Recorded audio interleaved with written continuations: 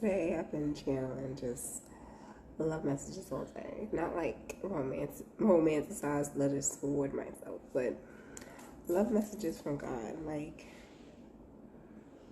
the complete understanding of what love is supposed to look like. I'm talking love in a marriage, love with someone else, just a relationship aspect, love with friends, love and with your children, love in every aspect, love of yourself, and how mankind has just been just getting it wrong. And it's because they started to prioritize feeling other emotions over love, such as control, power, ambition. They wanted to feel those things so bad because they liked in the moment how that extra felt, that they devalued love in the process. Because those are intense emotions. They feel amazing when you're going through them. Excitement, they feel good. But they're not long-term feelings. We traded in long-term love for short-term quick fixes. And that's the reason why we have such difficulty being comfortable in our own skin on a daily basis. The first facet of love that you have to master is self-love. You cannot love anybody else if you don't love you. Because what is it that you could tell them about who you are so that they could love you right if you don't know, because you don't know about how you love? A lot of the ways that we love come from our lineage, comes from our families.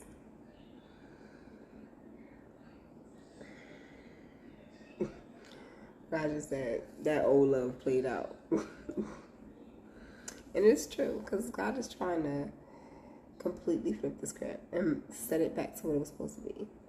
Where you get married now because your souls are bonded.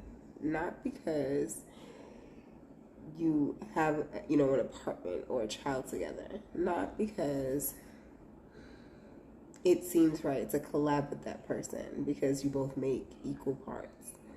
The fact that you become whole together, that's what it's supposed to be about.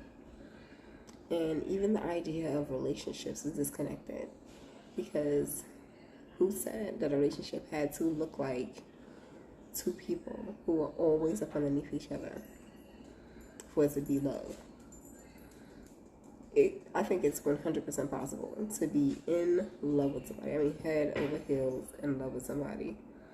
And they know about it, you know about it. But you two live separate lives. And that's okay, because you deserve to be an individual just like them. And so, in some cases, when you spend so much time with each other, you kind of immerse yourself in what that other person wants. It's easy to forget who you are when there's someone else with you. Trust me, I know. So these are the downloads that I've been getting all day, like about love, like understanding where love got broken. Like the sisterhood of love is something that was completely stamped out, and it was so disrespectfully done. One, it was mainly something that happened in the Americas that was being done when it came to women. Women were devalued to create a platform for the masculine counterpart. It was because they sought control.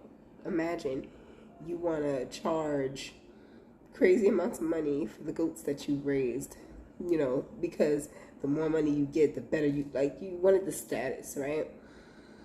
And your wife is the voice of reason, because women do hold the moral compass within them.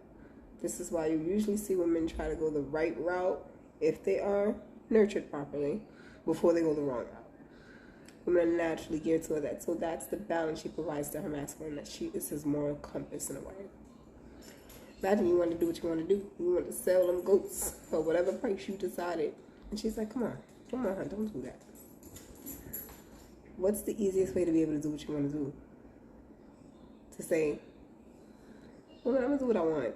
And you still have the right to, but to make it seem like that voice is not even a factor in your decision making. And that's what keeping a woman beneath the masculine did. The point of it all is for there to be duality, for it to be balance. The masculine comes with an aspect of life that the women don't necessarily have to tap into. Their strong suit is manifestation. Their strong suit is nurture. It's cultivating like health. That whole healing aspect is what the women, we carry that. And we're supposed to contribute that, but it's a lot harder to contribute a healing vibration when you've been raised in a society that was made to beat that out of you. It's really difficult. So now we are at a point, it's at a serious tipping point where even the feminine aspects, they don't carry feminine within them, and they have to relearn it. And the only way for them to relearn it would be for them to come in contact with other feminines who can help them understand where they need to revamp, or they need to self-heal, and they need to soothe the inner child so that they can grow. But even with that, again, beat down that feminine aspects, not only in the women, but in the men.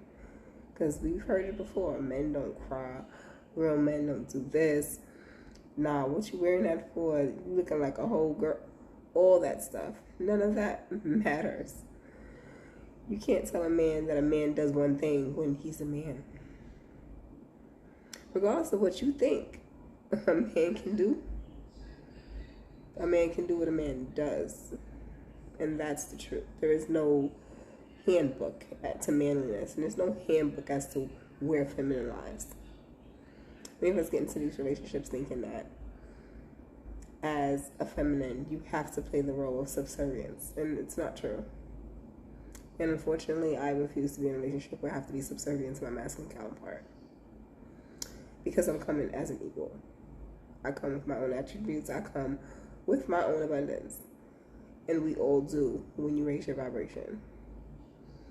So if that's not something the masculine's looking for, he's not looking for me to come with my own abundance, that's okay. Thank you so much for submitting your resume. I appreciate you. We'll get back to you. I do think we're going to go another way. Just like a business interview. It has to be that way. And it's because before I can preserve anyone else, my job is to preserve myself. But yes, all day, love. Love, love, love. I'm wanting to understand how others view love and view their roles in relationships. Even in cultures, we've seen how love has been shaken so deeply. One thing I can say is feminines that came from Africa, that were brought here from Africa, these were feminines who did not have to necessarily be classed as beneath a man, living in those tribes. No, you weren't classed as less than. No. And then you come here and you're treated not only as less than the man, less than the Caucasian woman. And like, so now you low. That's why black people are so confused.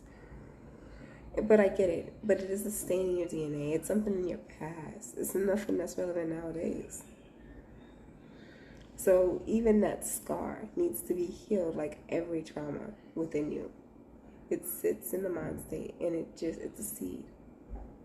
You have to pluck it from the roots, and you have to understand that everything's purposeful. Black people have the most resilience within them because that is something we carry in our DNA. So where you may say, oh my gosh, that's so terrible, we should have never went through it, we shouldn't have. If human beings were well, we shouldn't have. Human beings have an illness, and it is mental. And had they not had that, slavery would have never happened. Holocaust would have never happened. But it begins with love.